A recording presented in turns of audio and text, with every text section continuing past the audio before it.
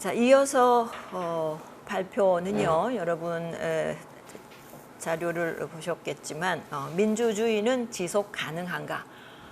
우리 재정적 불평등 문제 매우 무겁고 그렇지만 절실한 우리 모두의 문제잖아요. 그런데 듣는 것도 고민하는 것도 가끔은 버겁죠. 그런데 그에 못지않게 민주주의 너무나 익숙한 워딩인데 정말로 머리 아픕니다. 특히 내년 대선을 앞두고 온갖 소식들이 그 대선에 초점을 맞추고 있는 이 시점에서는 이 주제가 정말로 또 한 번 아주 각별히 관심을 끌게 하는 주제인 것 같습니다.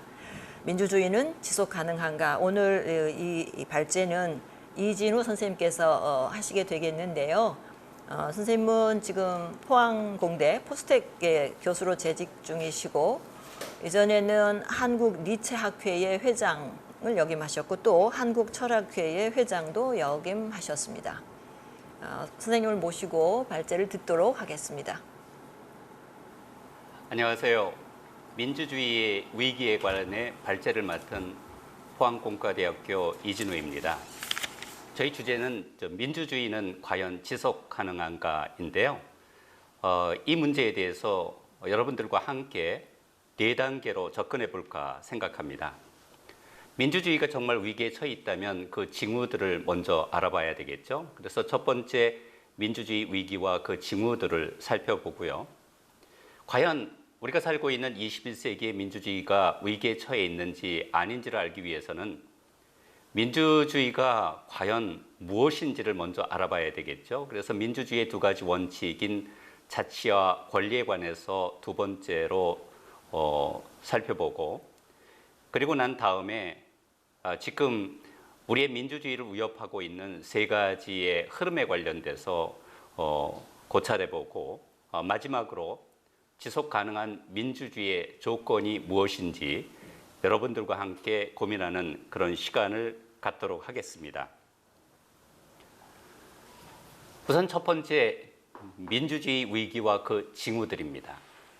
물론 많은 사람들은 민주주의가 위기에 처해 있다 아니면 아직 민주주의는 공고화돼서 그것은 우리가 일시적으로 겪고 있는 부정적 현상들에 불과할 뿐이지 너무 과장된 진단이다 이런 논쟁들이 있습니다.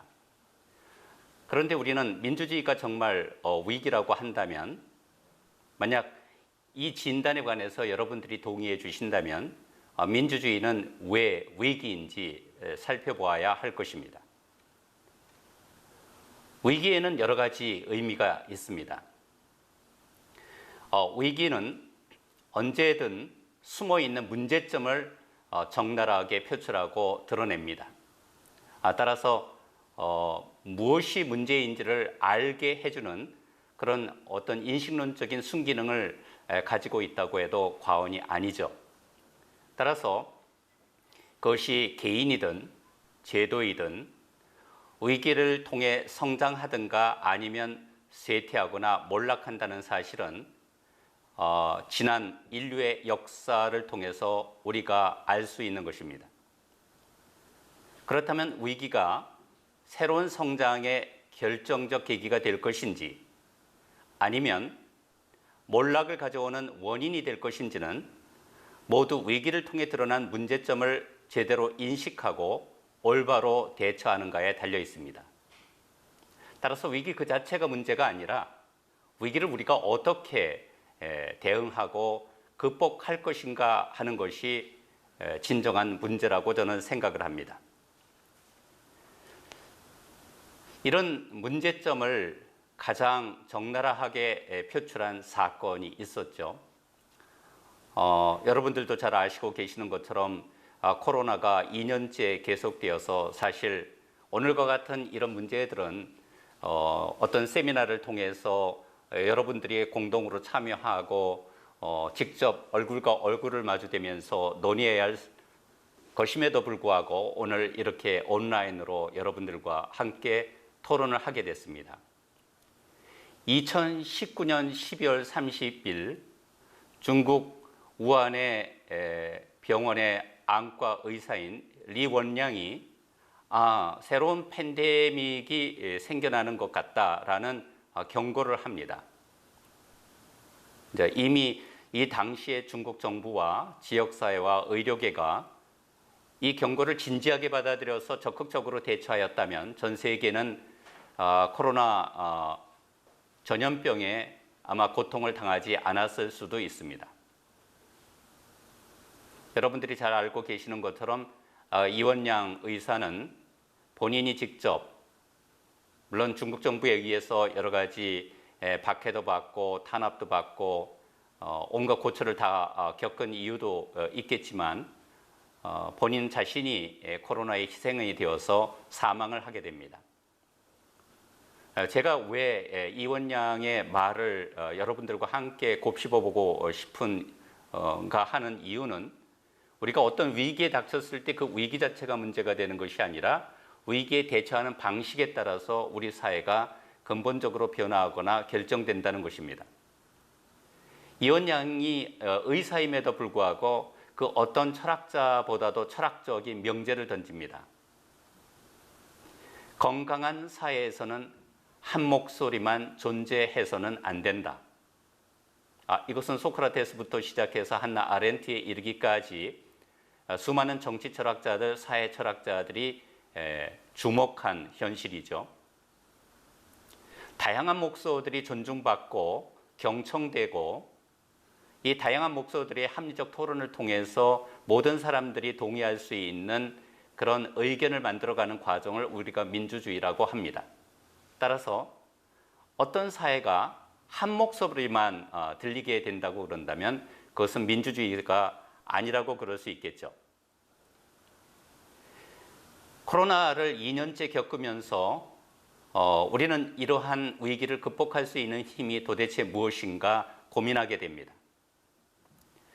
저도 코로나에 관련된 많은 강연들도 하였지만 코로나를 대처할 수 있는 가장 근본적인 힘은 신뢰라고 할 수 있습니다.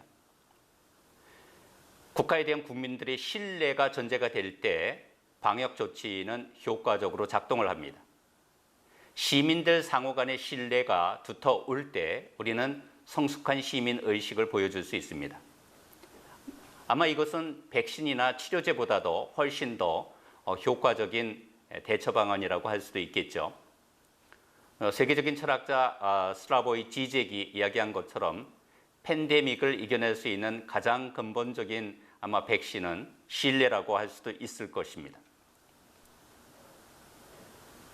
이 신뢰의 토대를 둔 사회 질서와 정치 체제를 우리가 민주주의라고 합니다. 민주주의는 신뢰의 토대 위에 지배와 통치를 조직하는 방식입니다. 레닌이 이야기한 것처럼 신뢰는 좋다, 그러나 통제는 더 좋다 이렇게 이야기되면 통제를 중심으로 해서 이루어진 사회는 전체주의 사회이고 신뢰를 바탕으로 해서 이루어진 사회는 민주주의 사회라고 그럴 수 있겠죠. 그런데 우리가 지난 역사를 돌이켜보면 신뢰관계를 위협하는 수많은 위험들이 도사리고 있습니다. 전쟁과 기아와 전염병이 그런 것입니다. 우리가 팬데믹을 겪으면서 많은 사람들은 국가의 강력한 힘에 의지하게 돼서 국가는 국민의 생명을 보호한다는 명분으로 이제까지 우리가 어렵게 쟁취하였던 국민의 자유와 권리를 제한하게 되었습니다. 국가의 강화는 한편으로는 국민의 보건 질서를 철저하게 보장할 수 있을지는 모르지만 다른 한편으로는 민주주의의 토대라고 할 수 있는 자유와 권리를 갖다가 위축시킬 수 있다는 것이죠. 우리는 이제까지 민주주의를 전통적으로 위협하는 것은 쿠데타나 혁명이나 전쟁과 같은 외부의 위협이라고 생각을 했습니다. 문제는 21세기 들어서 많은 사람들이 민주주의가 위험에 처해 있다고 진단하는 이유 중에 하나는 이런 전통적 위협이 없이도 민주주의는 끊임없이 지속적으로 위협을 받고 있다는 사실입니다. 이런 사항을 세 가지로 요약해서 이야기할 수 있을 것 같은데요. 위기의 상황에서 민주주의는 불법적인 방식이 아니라 합법적인 방식으로 붕괴할 수도 있다는 것입니다. 따라서 민주주의는 군인이 아니라 국민이 선출한 지도자의 손에서 죽음을 맞이할 수도 있습니다. 오늘날 민주주의의 붕괴는 선출된 지도자의 손에서 합법적으로 이루어지고 있습니다. 이것이 스티븐 레비츠키나 데니얼 지블렛이 어떻게 민주주의는 무너지는가에서 아주 정확하고 예리하게 진단하고 있는 사실입니다. 이런 사실을 살펴보면 우리는 민주주의의 역설을 발견하게 됩니다. 여러분들도 아시는 것처럼 1989년 냉전이 붕괴가 되고 베를린 장벽이 붕괴될 때 민주주의는 이제 유일한 정치 체제로서 전 세계에 보편화될 것이라고 예언을 했습니다. 통계를 보면 실질적으로 그럴 희망이 보이지 않은 것은 아닙니다. 1988년 자유선거를 치르는 나라가 147개 국가였는데 1995년에는 164개국으로 늘어나고 1999년에는 191개국으로 발전을 합니다. 따라서 프랜시스 후쿠야마 같은 사람은 인류의 이데올로기 발전의 종말을 가져올 것이며 서구 자유민주주의가 보편화되어 아마 인류에게 정부의 최종 형태가 될 것이라고 전망을 합니다. 그런데 우리가 살고 있는 21세기의 현실은 어떻습니까? 여러분들도 아시는 것처럼 신권위주의가 출현을 해서 자유민주주의가 형식적으로는 보편화되지만 다시 말씀드려서 보통선거, 비밀선거를 통해서 지도자가 합법적인 방식으로 선출되기는 하지만 동시에 실질적으로 민주주의가 붕괴되는 현상을 맞닥뜨리고 있습니다. 예컨대 미국의 트럼프, 영국의 보리스 존슨, 헝가리의 오르반 빅토르, 터키의 레제프 타이프 에르도안 같은 사람들은 모두 다 합법적인 선거를 통해서 선출된 지도자임에도 불구하고 이제까지 우리가 구축하였던 민주주의 제도를 파괴하고 있습니다. 우리는 어떤가요? 사실은 1987년 이래로 민주화의 봄을 거쳐서 민주주의가 형식적으로는 사실 제도적으로 구축되어 있습니다. 따라서 민주주의 공고화를 우리가 굳게 믿었죠. 그런데 21세기의 새로운 경험을 통해서 여러분들과 함께 확인할 수 있는 것은 민주주의는 언제나 위태로운 제도라는 사실입니다. 따라서 부분적 민주주의를 완전한 민주주의로 또는 결함 있는 민주주의를 정착된 민주주의로 아니면 불확실한 민주주의를 확실한 민주주의로 전환시키고 성숙하게 안정시키기 위해서는 민주주의가 본래부터 결함이 있는 제도였다는 것을 인정을 하고 우리는 민주주의는 과연 지속 가능한가라는 질문을 던져야 됩니다. 자, 그렇다면 이제 두 번째 우리가 알아봐야 될 게 있죠. 민주주의가 위기라고 그런다면 도대체 무엇이 위협받고 있는 것인가? 민주주의의 원칙은 도대체 무엇인가? 이렇게 질문을 던질 수 있을 것 같습니다. 민주주의 이론에 관련돼서는 수많은 패러다임이 있고 수많은 이론들이 존재하지만 제가 보기에는 민주주의의 핵심적 원칙은 자치와 권리의 두 가지라고 생각을 합니다. 우리가 고대 그리스 민주주의로 한번 돌아가 볼까 생각을 합니다.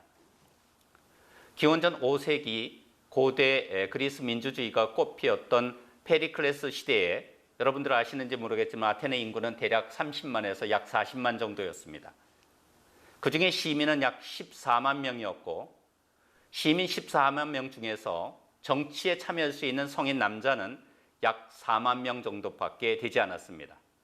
나머지는 메틱 또는 메토이코스라고 불리는 시민권은 없고 거주권만 가진 외국인 거주자 약 한 7만 명이고 나머지는 전부 노예였습니다. 사회가 양극화되었던 것이죠. 이런 사회에서는 직접 민주주의라는 것이 4만 명이 참여하는 아주 소수의 시민들에게만 해당되었던 것입니다. 이런 의미에서 고대 그리스에서 발화를 하고 발전하였던 이런 민주주의를 우리가 원시적 민주주의라고 칭한다면 원시적 민주주의는 근본적으로 결함 있는 민주주의였습니다.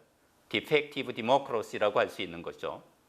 그럼에도 불구하고 이 원시적 민주주의는 우리가 오늘날에도 유지하고 보존하고 계속 발전시켜야 되는 핵심적 두 가지 원칙을 제시하였습니다.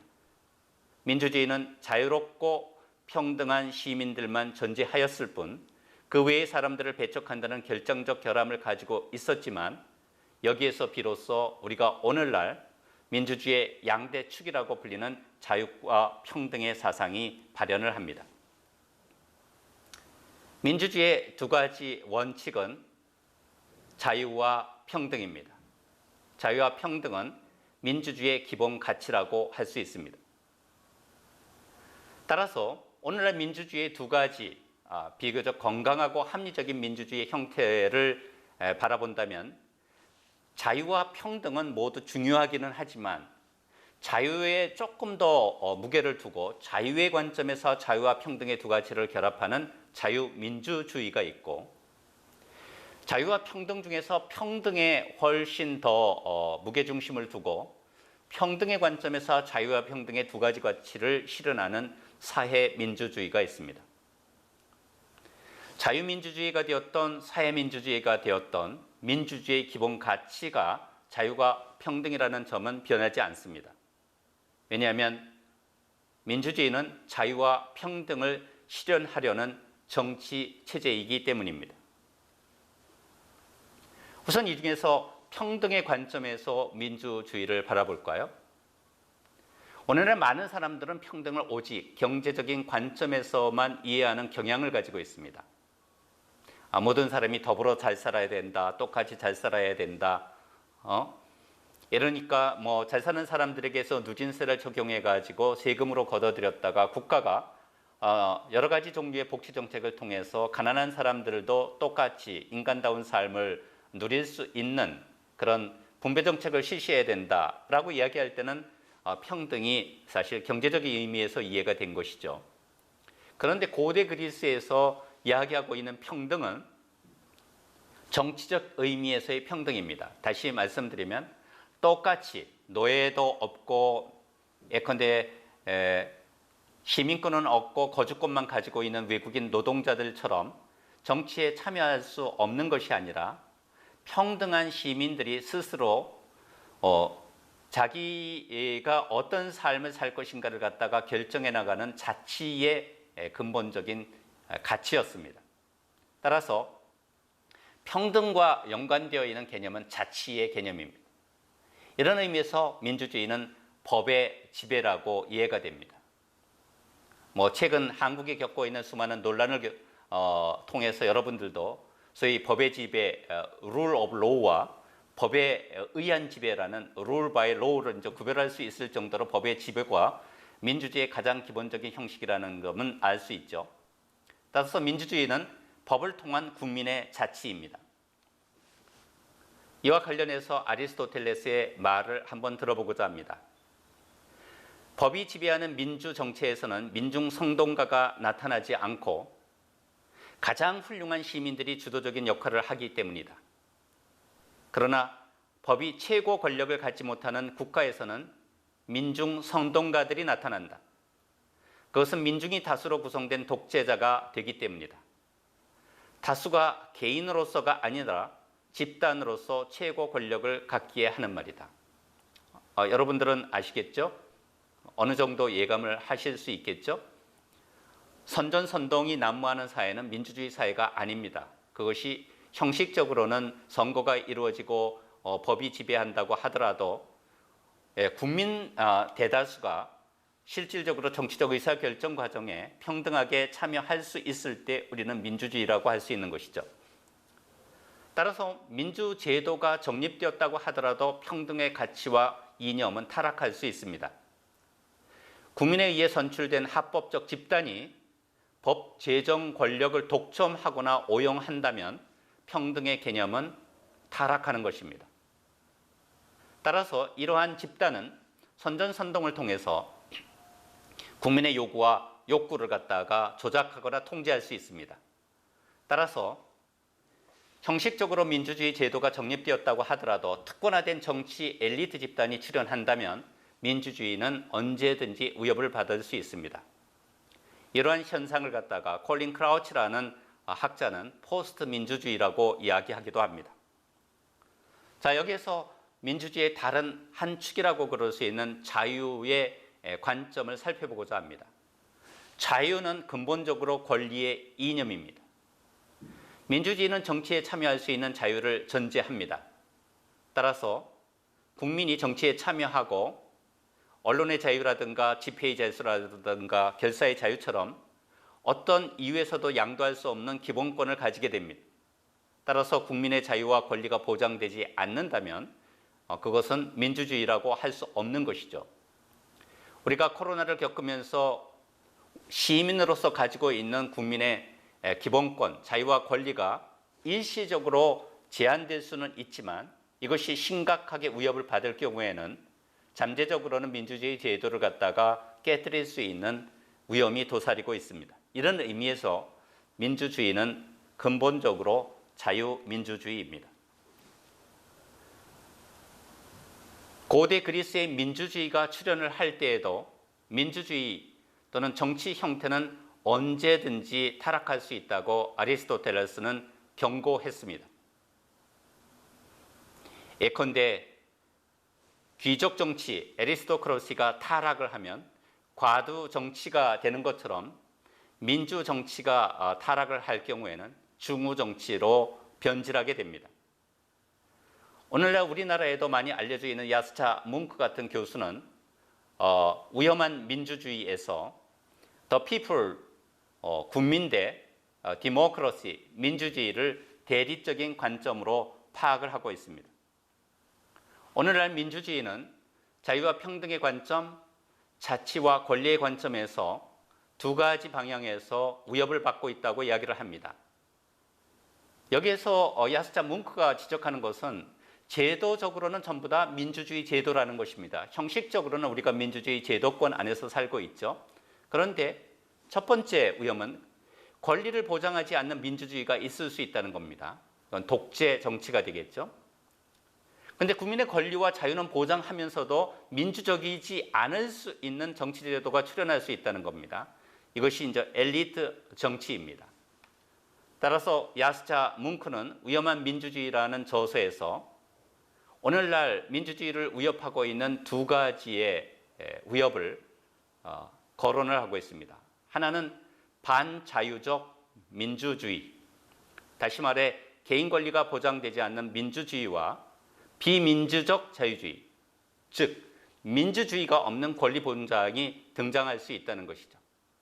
근데 국민의 자유와 권리를 보장받고 있으면서도 민주제도를 갖다가 우리가 중시하지 않는다면 민주주의는 장기적으로 지속 가능하지 않은 것이 되겠죠. 자, 그렇다면 과연 구체적으로 민주주의를 위협하는 세 가지 움직임이 무엇인지 우리가 세 번째로 살펴보고자 합니다. 저는 민주주의의 위협을 한마디로 압축한다고 그런다면 자유주의와 민주주의의 비동조화 현상이라고 그럽니다. 우리 영어로는 디커플링이라고 이야기를 하죠. 분리돼서 따로 떨어져 독립적으로 작동한다 이런 얘기죠.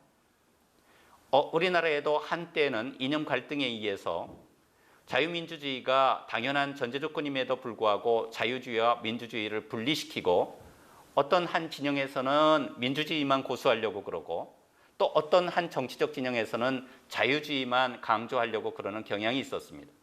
두 가지 모두 저는 아주 민주주의를 위협하는 그런 나쁜 경향이다 이렇게 이야기를 합니다. 그런데 오늘 우리나라에 국한된 것이 아니라 전 세계적으로 민주주의를 위협하는 세 가지의 움직임이 있습니다.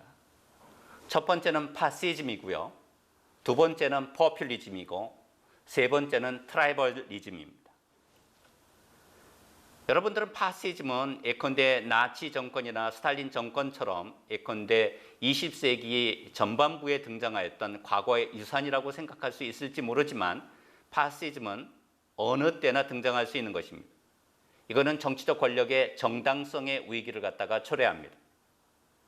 포퓰리즘은 복지국가가 등장하고 국민의 욕구와 요구에 부응한다고 하면서 나타나는 민주주의의 위기입니다. 따라서 이거는 대변의 위기라고 이야기할 수 있겠죠. 원시민주주의가 등장할 때만 하더라도 아테네의 인구가 30만 명밖에 안 됐는데 우리나라의 인구가 5천만 명입니다. 1억이 넘는 국가들이 많습니다. 이런 나라에서는 직접 민주주의가 불가능합니다. 대의 민주주의가 일반적인 형식이겠죠. 따라서 정치인들이 어떻게 국민의 욕구와 요구와 의견을 대변할 수 있을 것인가 그러는 대변의 위기를 포퓰리즘이 초래할 수 있다는 것입니다. 트라이벌리즘은 부정부패의 위기입니다. 권력을 잡은 권력 엘리트들이 국민의 공익을 생각하는 것이 아니라 그 집단의 사익을 생각할 때 부정부패의 위기가 등장을 합니다. 우선 첫 번째 파시즘의 위기입니다.